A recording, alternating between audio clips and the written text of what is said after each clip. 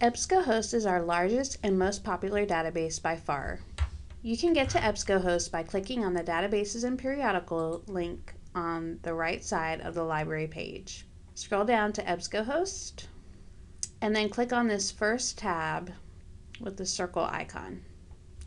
If you are trying to access EBSCOhost from off campus, you will see a white page asking for your login information. You will use the same username and password that you use when you log in to your Moodle account.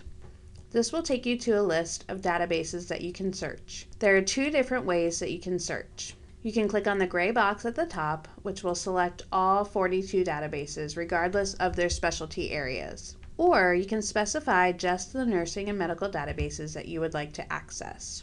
Academic Search Premier is a general database that I always include no matter what subject I am searching. CNOL Plus with full text, Health Source Consumer Edition and Academic Edition.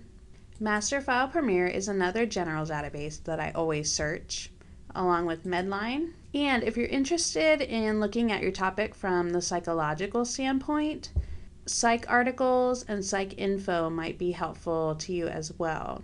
There is also AHFS, Consumer Medication Information Database, that might be useful to you as well. Once you have highlighted those, click Continue.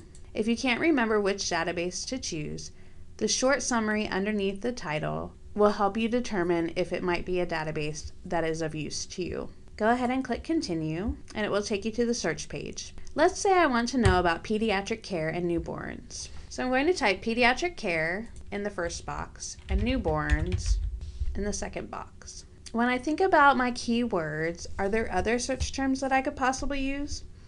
Let's try infants as well as newborns and see what we get for our results. We've already gotten 2,163 hits.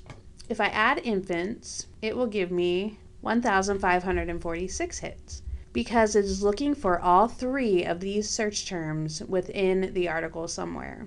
You can use the connecting words and, or not to help specify what you want it to search for. So if you were looking for pediatric care and newborns and infants, this is the results that you would see.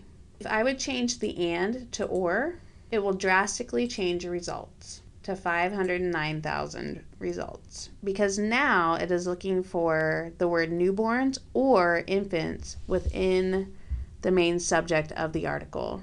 If you get into a search and your results are too narrow, where you're not finding enough information, you can try doing something called truncation. Truncation is when you enter the root word of the search term that you're looking for, plus an asterisk. And what that's going to do is search all possible versions of that word. So it will search nursing, nurse, and nurses all at once. You can see this gives you a very large range of results. Let's go back to our first search. Other ways to tailor your search is to use the options on the left-hand column. Selecting the full text box will only retrieve articles you can read right now. Choosing scholarly journals will only pull up articles that have been reviewed by experts in the field. Another way to narrow your results is to change the date range to the last 5 years so that you can have the most up-to-date information in your field.